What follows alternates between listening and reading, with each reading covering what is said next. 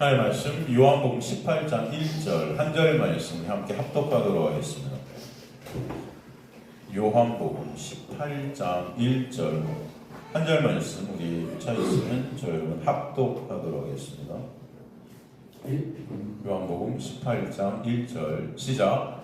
예수께서 이 말씀을 하시고 제자들과 함께 기드론 시내 건너편으로 나가시니 그곳에 동산이 있는데 제자들과 함께 들어가시니라. 이제 요한복음 결론 부분의 시작이 들어갑니다. 바로 18장부터 이제 요한복음의 결론 부분이죠. 이제 그동안 십자가로 가시기 전에 주님께서 제자들을 위해 기도해 주시는 그 기도의 내용을 통해서 주님께서 베풀어 주시는 그 은혜가 얼마나 놀랍고 큰 은혜인지를 우리가 공부하게 되었습니다. 그 기도의 중심의 내용이 뭐라고 그랬죠? 하나님의 영광이 있다. 그 영광을 우리가 보게 되고 알게 되길 원하시는 기도, 그리고 그 기도는 반드시 어떻게 된다? 이루어질 것이다. 왜? 주님께서 하시기 때문이에요. 그 기도를 이루시기 위해서 이제 18장부터 주님은 십자가로 가시는 것이죠. 그래서 18장부터 예수께서 언약을 이루시기 위해 당하시는 십자가와 부활의 얘기가 이제는 결론 부분을 장식하고 있는 것입니다. 그래서 이 결론 부분은 즉 고난과 십자가로 시작하면서 한 가지 우리가 알고 가야 될 것은 무엇이냐면은 공관복음서와 요한복음의 내용이 조금 다르다는 부분이에요. 이것들을 우리가 좀 인지하고 가야 될 것입니다. 왜냐하면은 요한복음이 강조하고 있는 부분들이 드러나고 있기 때문입니다. 여러분 공관복음서라면 뭔지 아시죠? 공관복음서가 뭐죠? 마태, 마가, 누가 이걸 공관복음서라고 해요. 그런데 요한복음과 공관복음서는 좀 다르게 쓰여져 있습니다. 예수에 대한 어떤 팩트가 다르다는 게 아닙니다. 보는 관점과 강조하는 부분이 조금 다르다는 거예요. 그죠? 물론 공관복음서, 마태, 마가, 누가, 그 다음에 요한복음도 다 예수 그리스도의 은혜를 설명하고 있는 것이지만 조금 더 강조되는 부분이 조금 다르다라는 것을 우리가 조금 보고 가야 되겠습니다. 그렇다면 공관복음서와 요한복음의 다른 점은 무엇일까? 마태, 마가, 누가 이 공관복음서는 고난과 십자가 이 부분이 예수님을 갖다 굉장히 인간적인 어떤 예수님으로 많이 그리고 있습니다. 인간적인 그 육적인 예수님의 모습들이 많이 드러나고 있는 게 바로 마태, 마가, 누가예요. 그래서 이 마태, 마가, 누가를 갖다 참조해서 만든 영화가 뭐냐면 패션 오브 크라이스트예요. 여러분 아십니까? 옛날에 보신 적 있으세요? 꽤 오래됐죠. 멜 깁슨이 감독으로 만든 영화인데, 이 영화가 한국에 와갖고 많은 그래도 기독교인들이 아마 대부분 본 것 같아요. 그죠? 이 영화 좀 기억에 남는 부분이 여러분 어디세요? 물론 그 고난, 그죠? 여태까지 예수에 대한 영화들은 이 예수께서 고난 받으시는 부분이 좀 리얼하게 표현이 안 됐었는데 이 영화는 굉장히 아주 리얼하게 표현됐죠. 그리고 제게 특별히 이 기억에 남는 부분은 어디냐면은 십자가로 이 가시기 전에 겟세마네 동산에서 땀이 피가 되도록 고통 가운데 막 기도하시면서 막 거기 막 사탄 마귀가 막 둘러싸고 있는 어떤 그런 모습들, 그리고 그 가운데 굉장히 고통받으시고 힘들어하시면서 어찌하여 나를 버리시냐고 부르짖는 그런 예수님의 굉장히 연약하고 약한 어떤 인간적인, 그죠? 우리가 전혀 다를 바 없이 보이는 그런 모습으로 그려지고 있죠, 여러분. 그렇지 않나요? 기억나세요? 그래서 이런 예수를 보면서 굉장히 마음이 아팠던 그런 기억들이 나죠. 그리고 십자가로 가시는 그 과정을 굉장히 처절하게 묘사하죠. 처참하게 묘사. 그래서 채찍에 맞고 막 고통당하는 부분이 아주 적나라하게 표현되죠. 그래서 보는 이들이 아마 이거 보면 굉장히 감정적으로 막 요동을 해서 눈물을 엄청 흘렸을 겁니다. 그죠?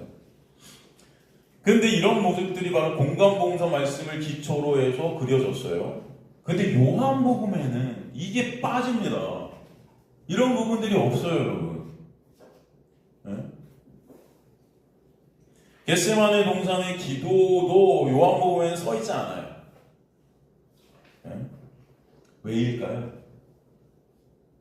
왜 요한복음은 그렇게 공관복음서가 다르게 쓰여졌을까요? 여러분, 요한복음이 쓰여진 목적이 뭐라고 그랬죠? 요한복음이 쓰여진 목적이 정확히 어디에 나옵니까? 요한복음 20장에 나오죠. 그래서 여러분, 이거 제가 요한복음 처음 시작할 때 개론 부분에서 여러분과 나눴던 적이 있어요. 요한복음 20장 30절에 31절 보면은 예수께서 제자들 앞에서 이 책에 기록되지 아니한 다른 표적도 많이 행하셨으나 오직 이것을 기록함은 이유죠, 목적. 너희로 예수께서 하나님의 아들 그리스도이심을 믿게 하려 하며 또 너희로 믿고 그 이름을 힘입어 생명을 얻게 하려 함이니라. 이게 목적이다. 그죠? 정확히 나오죠.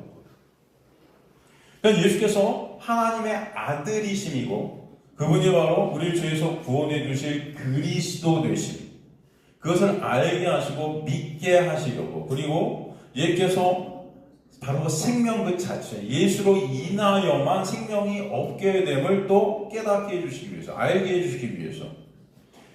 이 결론적으로 말하면 예수께서 이루신 구원의 은혜를 알게 해주시기 위해서. 그 구원은 누구로밖에 있을 수밖에 없다? 예수로밖에 구원은 있을 수밖에 없다는 것. 그죠? 그렇기 때문에 이 예수 그리스도의 인간적인 면들을 다 빼버렸어요, 요한복음. 그분이 하나님 되심이 강조됩니다. 그분만이 오직 그리스도 되심이 강조돼요. 이해되십니까? 그 구원의 본체 되신 예수 그리스도의 위대하심과 그 은혜의 영광을 더 확실하게 우리에게 보여주시고 싶으셨던 거죠. 성령께서. 그리고 나아가 영광이 빛대신 예수 앞에서 인간의 죄됨이 더 드러납니다. 영광에서. 그 예수라는 그 놀라운 은혜의 빛 앞에서 인간의 그 연약함과 나약함과 죄됨이 확연하게 더 드러나고 있는 부분이 바로 요한복음이에요. 다른 책보다도. 그래서 구원은 인간의 어떠함이 절대 보탬이 될 수 없는 오직 예수 홀로 이루시는 그 십자가의 그 은혜임이 깨달아지도록 역사해 가신다. 이게 요한복음이에요. 그래서 요한복음 전체는요, 여러분, 인간의 무능력함과 무가치함, 죄된 인간의 모습들이 굉장히 많이 더 공관복음서보다 드러나고 있고, 그렇지만 그런 인간을 예수 그리스도께서 놀라운 십자가의 은혜로 구원하시는 그 은혜가 극명하게 더욱더 대조되고 있는 책입니다. 그래서 요한복음 1장부터 여러분 빛과 어둠이 등장하는 거예요. 예수께서 빛으로 오셨다고 그러죠. 빛이 어둠에 비추었는데 어둠이 알았다 몰랐다? 모르더라. 무지하죠. 이 죄된 이 어둠 안에 갇혀있는 죄인들은 빛이 비쳤는데도, 말씀이 떨어지는데도 모르더라는 거예요. 말씀을 통해 예수를 못 본다는 것입니다. 이게 죄 안에 갇혀있는 우리의 모습. 인간의 어떤 무지함이 드러나는 거죠. 무능력함. 그죠? 또 예수님의 제자들의 모습을 보세요. 베드로의 모습이나 도마의 모습. 이 제자들의 모습도 굉장히 무지하고 무능력하고 예수를 따른다고 하면서도 여전히 자신들의 유익만 챙기는 그런 모습들이 계속 확연하게 드러나요. 예를 들어 베드로의 모습도 한번 보면요, 공관복음서에는 베드로가 예수님을 3번 부인한 다음에 통곡하고 마치 굉장히 후회하고 회개하는 그런 그래도 보기에 그래도 얘가 참 그래도 뭔가 잘못한 걸 알았구나라는 그런 어떤 모습들을 좀 보여줘요. 그런데 요한복음에는 그냥 부인하고 끝입니다. 인간은 이런 존재야. 이해되십니까, 여러분? 인간은 이런 존재야. 요한복음 20장에도 보면 도마의 불신앙을 폭로시키시죠. 그렇지만 주님은 그런 도마에게 고백을 얻어내세요. 그죠? 하나님의 은혜죠. 그럼에도 그 다음 장에 보면 여전히 그들은 먹고 살기 바빠서 예수께서 부활하셨으면서 자신들의 일만 열심히 집중하고 있는 것을 봅니다. 그때뿐이라는 거예요. 그때뿐이다. 여기서 은혜 막 받아들여 나가면 그때뿐이다. 그렇지 않습니까? 여기서 할렐루야 눈물 막 흘리고도요, 운전하다 옆에 누가 끼어들면 이 하면서 싸우는 거예요. 그렇죠? 어떠세요? 그때뿐이다. 다. 육에 묶여있는 인간들의 연약함과 무능력함, 그런 인간들의 모습, 그 안에 우리도 있는 거죠. 그런 제자들의 모습이 우리의 모습. 그러니까 제자들도 여러분 요한복음에 보면 예수를 믿는다고 그렇게 막 따라다니잖아요. 근데 예수께서 그들을 믿었다 안 믿었다? 안 믿었다 그러죠. 그들의 마음을 다 아신다 그러죠. 여전히 예수 이용해서 자신들이 원하는 것을 채우려는 모습, 그런 모습들이 계속 드러나요. 또 공관복음서와 요한복음의 끝이 확연하게 또 다릅니다. 공관복음서의 결론은 예수께서 제자들을 갖다 주시고 너희는 땅 끝까지로 내 증인이 되리라 라는 지상태 명령이 제자들에게 떨어지는 아주 장엄한 광경이 펼쳐집니다. 굉장히 감동스럽죠. 제자들을 두고 승천하시기 전에 이제 너희가 바로 그 증인들이 되어서 땅 끝까지 내 복음을 전파할 자들이야 하면서 아주 영광스러운 명령을 주세요. 근데 요한복음은 어떻습니까? 그게 없어요. 요한복음은 어떤 내용이 나와요? 베드로의 질문이 등장합니다. 베드로가 뭐라 그러냐 끝에 가면은 아마 제가 이제 나중에 같이 나누겠지만 요한을 두고 그래요. 주님, 그럼 이 사람은 어떻게 될 건데요? 네? 그러니까 주님이 뭐라 그러죠? 네? 너나 잘해라. 너나 잘해. 그래서 쉬운 말로 본문에는 너가 무슨 상관이냐 그렇게 말씀하세요. 얘는 얘고 너는 넌데 너가 무슨 상관인데 도대체 뭐예요? 너나 잘해. 웃기죠 여러분. 그리고 끝나요. 그리고 끝납니다. 요한복음 끝까지 미련해 보이는 수제자 베드로의 모습, 그죠? 이 모습들을 통해 인간은 예수의 은혜가 아니면 한순간도 스스로 존재할 수 없고 매 순간 하나님의 은혜가 흐르지 않으면 안 되는 존재들임이 드러나 보여지는 것입니다.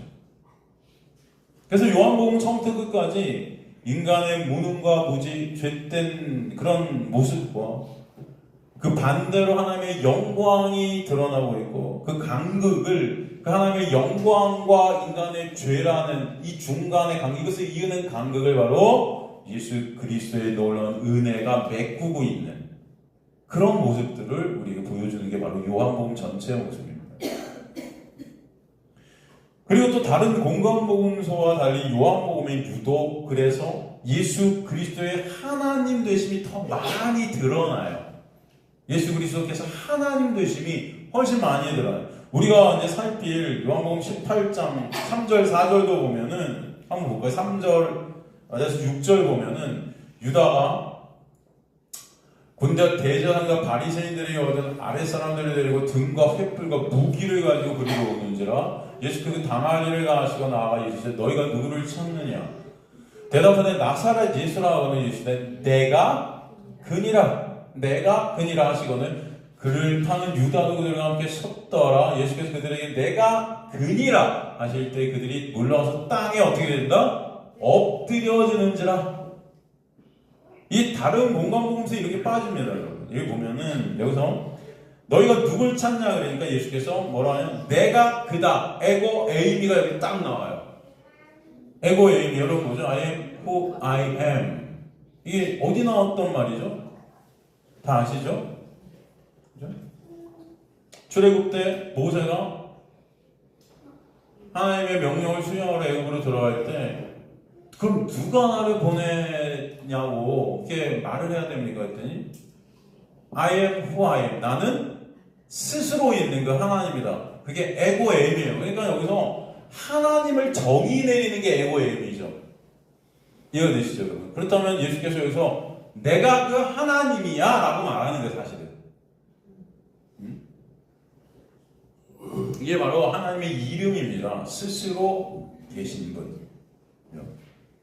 그러니까 사람들이 어떻게 돼요? 6절에 땅에 나가 떨어져 엎드려졌다.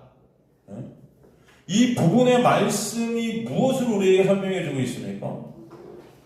당시 예수께서는 인간의 눈으로 볼 때는 연약해 보이고 쳐다보기도 싫을 정도의 못난 모습이었다 그래요. 이사야서 보면 여러분. 왜 그러잖아요. 예수님 우리가 보는 지금의 그림들의 예수님이 아니라니까요. 여러분. 이사야서 보면 굉장히 못난 예수님이에요. 쳐다보기도 힘들다고 했어요. 그리고 무식하죠. 가난한 빈민촌 나사렛의 목수 출신이에요. 그렇죠? 어떤 자도 그 예수를 보면서 하나님이라고 생각할 수 있었을까요? 없었죠. 없었죠. 그렇지만 그 예수는 앞으로 예수 그리스도께서 십자가에서 그 사역을 완성하시고 다시 하나님 나라의 보좌에 통치자로 왕으로 앉으실 때 모든 사람들은 그 앞에서 다 어떻게 될 수밖에 없다. 엎드려질 수밖에 없다라는 것을 보여주시는 거죠. 이해가 되십니까? 그죠?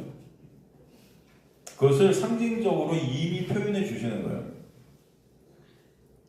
또 나아가 예수님은 당시 최고 권력의 본체라고 그렇게 사람들이 생각하는 빌라도 앞에서도 다른 공관복음 선고와는 달리 요한복음에만 빌라도가 네가 왕이냐 묻자 그 세상의 왕된 자 앞에서 내가 바로 왕이야 딱 하고 정확히 말씀하시죠. 그러나 예수께서 그 다음에 단서를 붙이세요. 내 나라는 이 세상에 속한 것이 아니니라. 그래서 내가 지금 이 세상에서는 너보다 못해 보일지라도, 그죠? 이거는 내 나라가 아니기 때문에. 그리고 이 나라는 어떻게 돼요? 이 세상이라는 나라는 어떻게 될 것이다? 다 불로 멸망할 것이다. 끝나버릴 것이에요.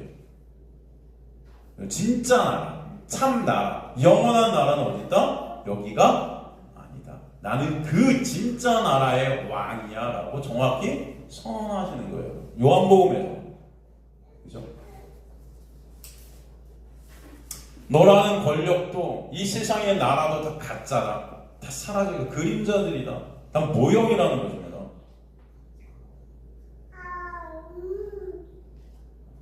요한복음에서는 간혹 그리고 주님의 그런 어떤 인간적인 연약한 면들이 드러나실 때도 있긴 하지만 거기에 요한복음은 다 단서를 붙입니다. 예를 들어서 요한복음 19장 28절에 30절 보면은 거기 예수께서 모든 일이 이미 이루어질 줄 아시고 성경을 응하게 하려 하사 이르시되 내가 목마르다. 그러니까 내가 목마르다는 표현은 굉장히 연약한 모습이잖아요. 그런데 그게 뭐라? 성경이 응하게 하려 하시기 위해서 그런 단어를 쓰셨다. 거기 신포도주와 이렇게 남긴 그릇이 있는데 사람들이 신포도주를 적신 헤매는 우슬초에 매 예수의 입에 대니 이제 신포도주를 받으신 후에 이르시되 다 이루었다 테텔레스타이 내가 다 이루었다 하시고 머리를 숙이니 영원히 떠나가시니라.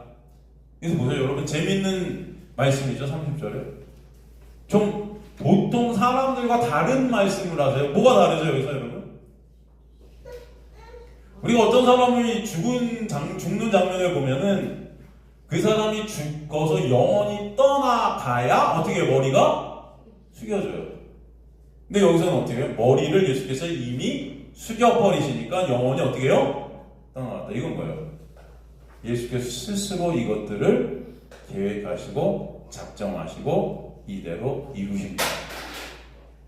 인간들은 그 죽음 앞에서 아무런 대책이 없죠 여러분. 죽음이 우리를 엄습하는 그 죽음에 끌려갈 수밖에 없지만 예수는 그 죽음과 생명 그 모든 것들을 어떻게 하고 계시다? 주관하고 계시다. 그때 우리에게 보여주시는 것이죠.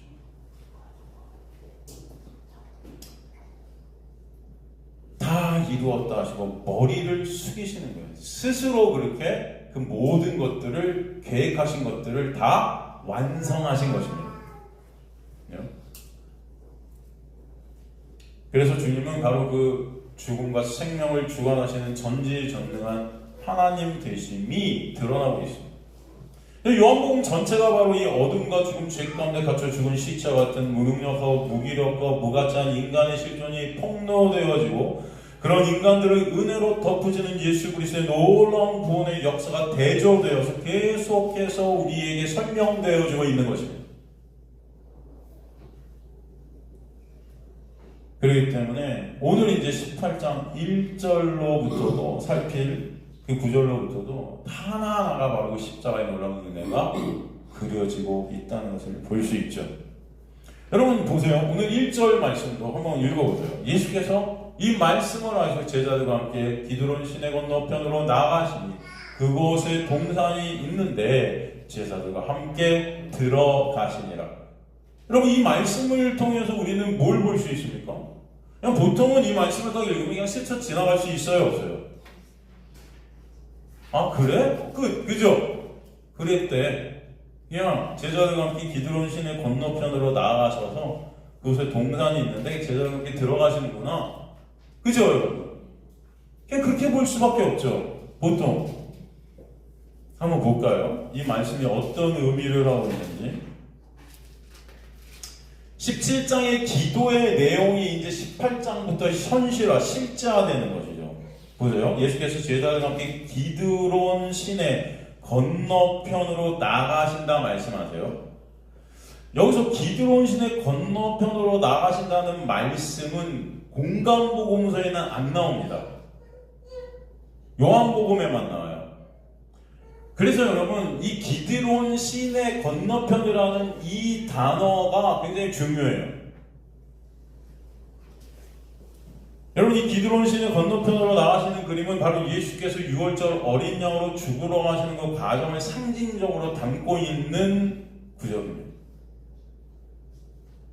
성경에서 물에 잠기거나 물을 건너가는 것이 상징하는 것이 뭐죠? 네? 죽음이죠. 죽음이에요. 물을 건너고 지나가는 것. 바로 세례죠. 세례. 마치 이스라엘 백성들이 홍해를 건넌 것. 그래서 사도 바울이 무엇으로 표현했죠? 그것을? 세례라고 했죠. 그죠? 물세례. 그죠? 나라는 그 육이 죽는 것입니다. 주님께서 그 기드론 시내 그 물을 건너가시는 거예요. 이것은 이제 십자가로 가시는 죽음을 상징하고 있는 것입니다. 여러분 그래서 구약에서 이 기드론 골짜기라는 것은 무엇을 상징했습니까? 기드론 골짜기에서 뭘 했죠? 구약에서? 응? 우상숭배 것들을 다 불태워버렸죠. 그죠? 우상숭배자들을 죽였습니다. 여기 지금 이런 의미들이 다 담겨있는 거예요. 예수께서 제자들, 죄인들이잖아요. 우상숭배자들이죠. 그들을 이끄시고 그들과 함께 그 기드론 시내 그 죽음을 통과하시겠다는 거죠. 그래서 십자가로 가시는, 그래서 그 제자들의 육을 대표해서 죽이시고 예수 안에서 부활시키실 것을 우리에게 상징적으로 보여주실 것이라는 것을 18장 1절로부터 우리에게 던지시는 거예요. 여러분 기드론 시내 건너편에 또 어떤 산이 위치하고 있죠? 기드론 시내 건너편엔 어떤 산이 위치해 있죠? 감람산이죠. 감람산. 여러분 많이 들어보셨죠? 감람산에는 어떤 동산이 있죠?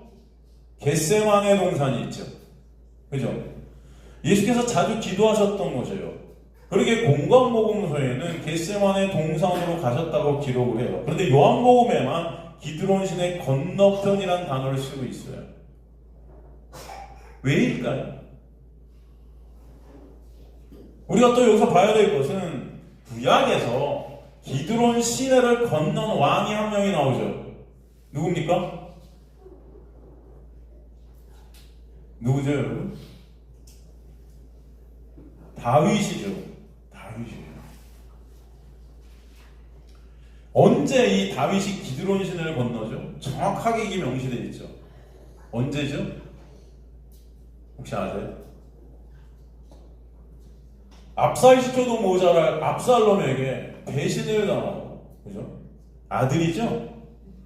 그 다음에 다윗의 가장 최측근의 신하였던 아히도벨에게도 배신을 당하죠.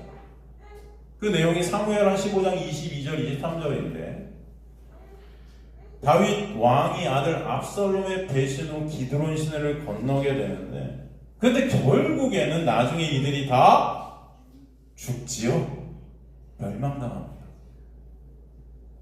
다윗이 이 죽음의 이 기드론 시내를 건너가면서 사실은 패배할 것 같았지만 하나님의 놀라운 은혜로 결국은 다윗이 어떻게 돼요? 죽음을 통과하지만 다시 부활하게 되죠. 승리케 돼요. 이게 바로 누구의 모습을 우리에게 보여주는 그림이었을까요? 그렇죠. 예수의 모습을 우리에게 보여주는. 다 보세요. 아히도벨은 예수의 최측근인 누구를 상징하는 걸까요? 바로 유다죠. 예수님의 제자 가룟 유다가 예수님을 배반해서 팔죠. 그래서 예수님의 멸망당할 것 같죠, 십자가에. 그러나 예수님은 다시 부활하셔서 승리하시죠. 그리고 가룟 유다는 결국 어떻게 돼요? 멸망당하죠. 이것을 통해서 우리는 예수를 십자가에 못 박게 할 수밖에 없는 인간들의 실존적 모습, 그럼에도 그 십자가로 가셔서 패배하시는 것 같았지만, 그죠? 그러나 거기서 부활로 승리하셔서 그 승리를 그런 죄된 우리에게 거저 은혜로 값없이 정가시켜 주셔서 멸망할 우리가 바로 예수 안에서 다시 승리 있게 되는 그 놀라운 은혜의 역사를 보여주시는 라는 것입니다. 그래서 성령은 지금 요한을 통해 다윗의 그림으로 예수를 다시 한번 보게 하시는 거예요. 이 기드론이라는 단어의 뜻이 뭔지 아세요? 기드론이라는 단어의 뜻? 이게 어둠이라는 뜻이죠. 뭐다? 어둠이다. 어둠. 그래서 빛이신 예수께서 지금 혼돈과 공허와 어둠을 갖다가 비치시는 거예요. 운행해 가시는 거예요. 그렇죠? 이게 어디 나오죠? 이런 운행했다. 혼돈과 공허와 흑암을 운행하시는 분이 성령이시죠. 운행하다, 라합. 이게 어떤 뜻이라고 그랬습니까? 신랑이 신부를 옷으로 덮다. 결혼이죠. 결혼이. 구원의 역사, 창조의 역사.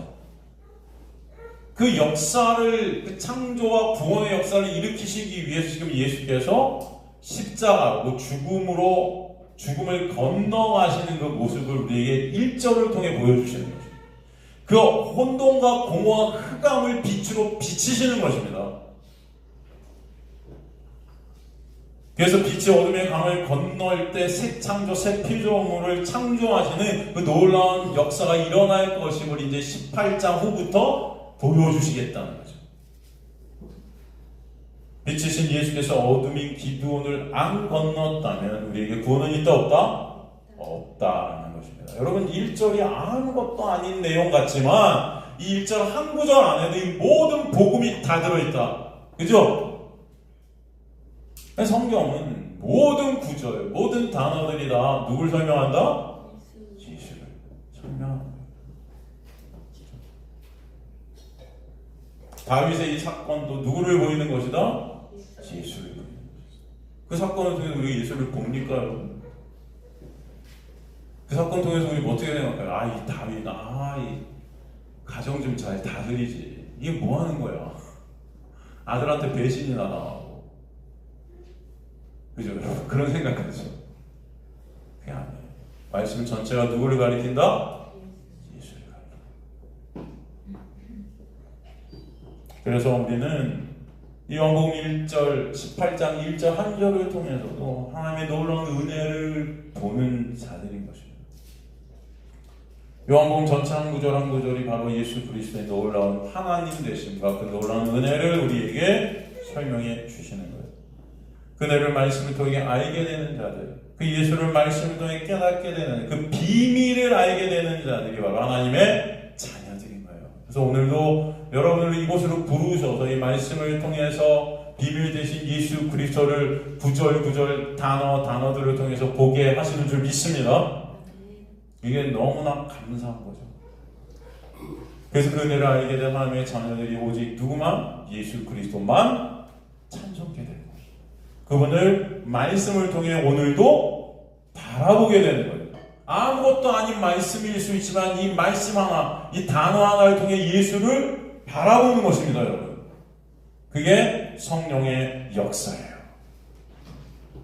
성령께서는 당신의 택한 백성들을 이 세상 가운데 살게 하시면서 분명히 비밀이신 예수 그리스도를 알게 하시고 바로 천국 백성으로 은닉되고 은폐되어 있지만 비밀 되신 그 천국 그리고 천국 백성으로서의 삶이 무엇인지를 깨닫게 하셔서 그 은혜로 말미암아 하나님의 진정 찬송하는 하나님의 백성들로 만드실 것을 믿습니다.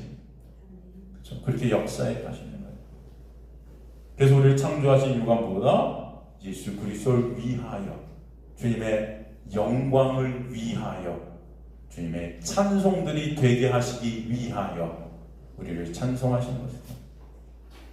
그런 저와 여러분도 여러분으로 2025년도 이렇게 인도에 가실 줄 믿습니다. 2024년도 바로 말씀을 통해서 예수 그리스도의 놀라운 은혜를 여러분 보신 줄 믿습니다. 2024년 한 해 동안 말씀 전체를 통해서 저와 여러분이 나눈 것은 누구예요? 예수죠. 우리 다른 거 안 나눴죠. 우리 그 예수 그리스도만을 말씀에서 봐왔습니다. 보게 하셨어요. 앞으로도 그 예수로 인해 여러분이 살고 있음을, 예수의 놀라운 은혜로 인해 여러분이 존재하고 있음을 깨닫게 하셔서 주님만 찬송받으시는 저와 여러분 되시기를 주님으로 간절히 축원합니다. 다음 시간에 계속해서 2025년부터 또 2절부터 말씀 우리 나눠가도록 하겠습니다.